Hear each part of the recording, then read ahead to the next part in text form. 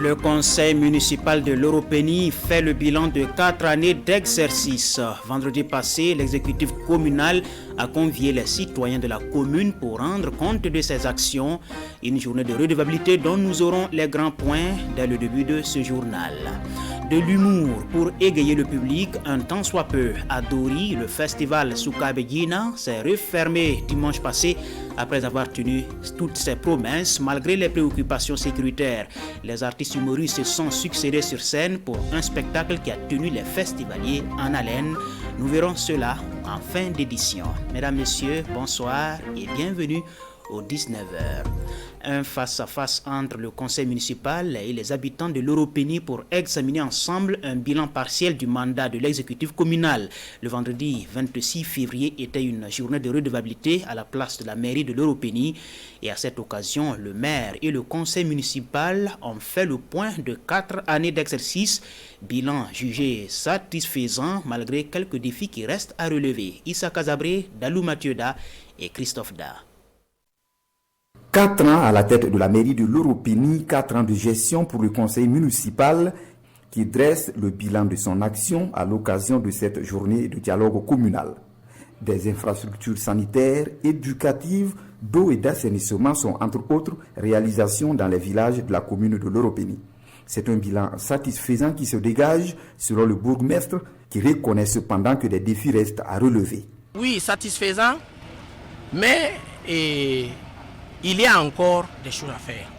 Je vous ai dit tout de suite, dans le domaine de l'eau, le besoin se fait toujours sentir. Voilà, donc s'il y a toujours à rebeloter, nous allons mettre l'accent dans le domaine de l'eau et la. Grâce à l'État et à ses partenaires, la commune de l'Europénie a réalisé plusieurs infrastructures pour le bonheur des populations. Pour cet exercice de redevabilité, conseillers et populations ont fait le déplacement pour s'enquérir des réalisations et des défis à relever. Bon, là c'est mon devoir, si je suis un fils de la localité et que je veux que le développement se fasse, alors ça doit être tous les fils. Si j'ai accepté d'être conseiller de mon village étant à Ouagadougou, il n'y a pas de quoi que je ne sois pas au conseil. Donc si je suis là, c'est pour participer aussi au développement de l'Européenie, quel que soit le coût qu'il faut y mettre. Je sais qu'il y a des lacunes, mais nous prions toujours Dieu qu'il nous facilite la tâche, que le maximum de la majorité de la population soit contente de ce que le conseil a pu faire pour elle. Malgré ce bilan jugé satisfaisant, le conseil municipal entend faire de la question de l'eau une priorité. En tout, près de 2 milliards de francs CFA ont été investis dans les secteurs sociaux de base. Des facilités pour se faire établir une carte nationale d'identité dans le Namentenga. L'association pour la promotion de la diversité culturelle de cette province a noué un partenariat avec l'Office national d'identification. L'objectif étant de permettre à des citoyens de 4 communes de la province de s'inscrire à l'ONI pour l'obtention de leur CNIB. Martin Waouga-Ouedraogo et Yakuba Kouala. Plus de 10 000 personnes des communes de Bouroum, Narbingou, Tougri et Yalgo s'inscrivent pour leur carte nationale d'identité burkinabé.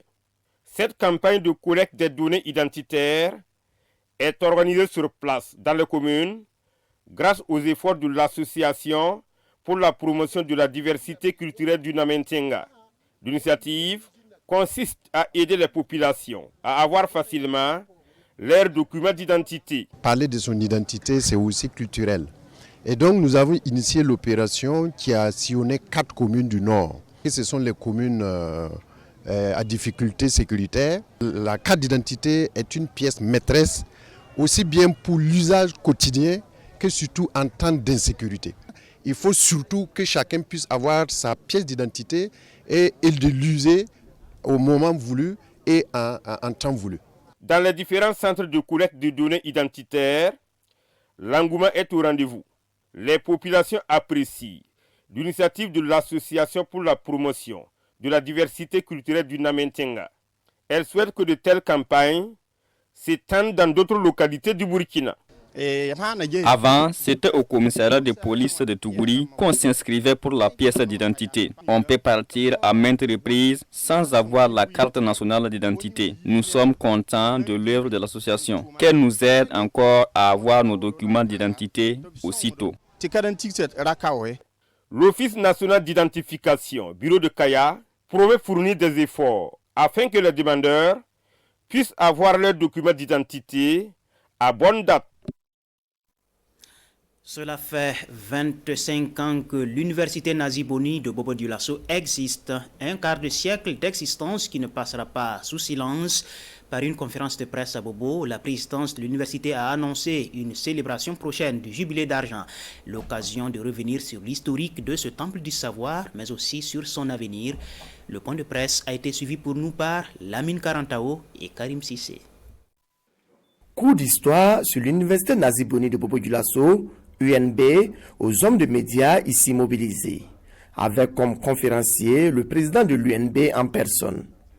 Le professeur Make Ouedraogo explique que l'histoire de ce temple du savoir remonte en 2014 avec à l'époque un effectif d'une centaine d'étudiants. Le centre universitaire ne comptait que 150 étudiants au total, avec deux instituts et une école.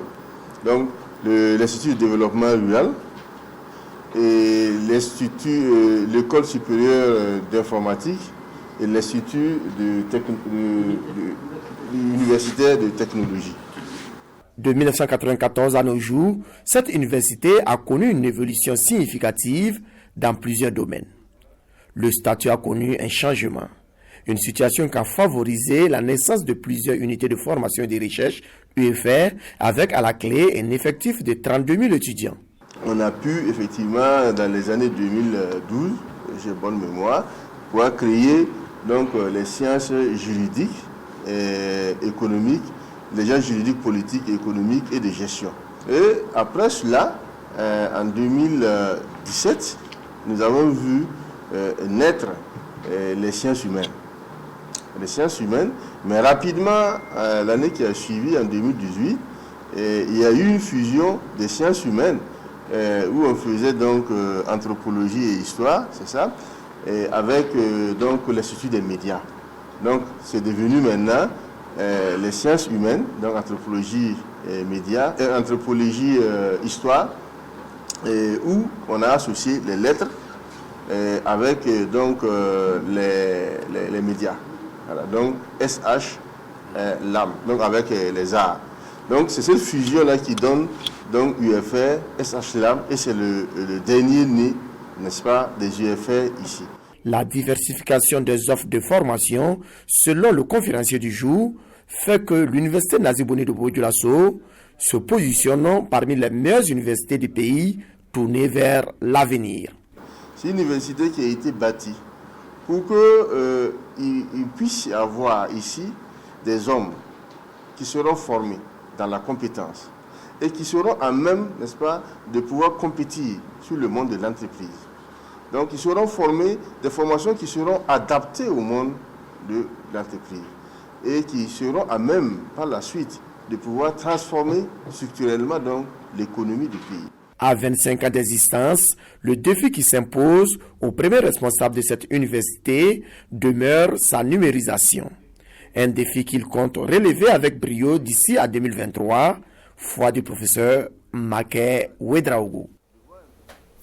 Un nouvel ouvrage sur la comptabilité générale selon le CISCOADA révisé vient de paraître au Burkina Faso. C'est un document en 2 tomes qui traite de la mise en conformité avec le système comptable de l'Organisation pour l'harmonisation en Afrique du droit des affaires. Le document publié par Florent Yen et Aboubakar Nakanabo est destiné aux enseignants, étudiants et professionnels de la comptabilité. Daouda Ouattara et Sébastien Zongo ont suivi la dédicace. Les docteurs Florent Yen et Aboubakar Nakanabo mettent à la disposition des étudiants, des enseignants et des praticiens des documents d'information financière et comptable. Comptabilité générale selon le CISCOADA révisé, le système comptable de l'Organisation pour l'harmonisation en Afrique du droit des affaires en vigueur dans les pays de l'UEMOA depuis 2018. Le CISCOADA révisé, c'est la nouvelle norme comptable qui court dans les pays de l'OADA et tout ça. Bon, et nous avons essayé parce que quand ça change comme ça, les gens ont beaucoup de difficultés pour suivre. Donc nous avons pensé qu'il fallait un ouvrage qui va faciliter en fait la vie aux gens. Le tome 1 est une sorte d'initiation au mécanisme comptable et le deuxième porte sur les difficultés comptables et les opérations spécifiques, accompagnées d'exercices avec leurs corrigés. L'apport, ce sont des outils didactiques qui permettent à chacun de pouvoir se retrouver pour suivre ou mettre en place un système comptable qui respecte les normes africaines, mais aussi qui permet de traiter d'un certain nombre d'opérations particulières. La Chambre de commerce et d'industrie du Burkina s'engage à sponsoriser l'édition du 3e tome qui est déjà en perspective. Le tome 3, c'est consolidation et fusion, ce qui suppose donc la prise en compte des particularités des groupes de sociétés. Et nous allons effectivement regarder ensemble comment on peut entamer ce chantier, qui n'est pas facile, il faut le dire, mais qui, si on arrive à le faire, ça va apporter beaucoup encore aux apprenants et aux professionnels. Comptabilité générale, selon le Sisquad révisé, est disponible à la librairie Jeunesse d'Afrique à 12 000 francs pour le tome 1 et 15 000 francs CFA le tome 2. Et dans 12 mois, Sisamba, dans la commune de Wayugia, devrait disposer d'un centre de formation professionnelle au profit de la jeunesse. Les travaux de construction de l'infrastructure viennent d'être officiellement lancés. Et c'est un projet d'un coût de 80 millions de francs CFA porté par l'association Arbre à Palabre pour le développement au Burkina et financé par la coopération japonaise. Constantin Ouedraogo et Abdul Rasmane Zongo. Dans 12 mois, sortira de terre ici au village de Sisamba, situé à 10 km de Wayugia, un centre polyvalent de formation. Ce sera un centre constitué d'un bâtiment administratif, d'une cuisine, de latrines et de 7 salles pour assurer la formation de jeunes dans le tissage et la menuiserie métallique.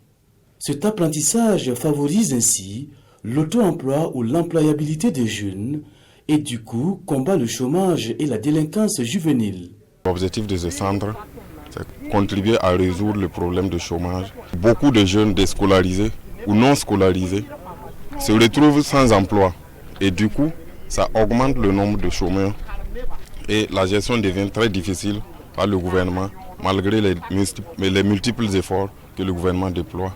La commune bénéficiaire apprécie. C'est une œuvre gigantesque parce que ça contribue en tout cas à soulager notre préoccupation principale qui est le chômage, le sous-emploi. Le centre a un coût de 80 millions de nos francs et sa facilitation financière est assurée par la coopération nippone. Avec l'accompagnement du partenaire japonais, nous avons obtenu un financement pour la construction de ce centre-là. Nous pensons que ça peut aider à résoudre le problème du chômage. Le centre polyvalent de formation de Wayugia entend former chaque année 210 jeunes, toute chose qui permet de soutenir le développement socio-économique de la ville. De l'humour pour terminer, le festival Soukabegina de Dori dans le Sahel s'est refermé dimanche dernier. Ce festival de l'humour a dressé une tribune d'expression à des artistes burkinabés et étrangers qui ont rivalisé de talent au bonheur du public. Et c'est un pari réussi pour les organisateurs dans un contexte aussi difficile. L'ambiance de la clôture du festival avec Ibrahim Kagone et Lazare Sano. Plusieurs humoristes ont honoré le rendez-vous de la 2e édition du festival humoristique dans la région du Sahel. Objectif, créer des moments de détente.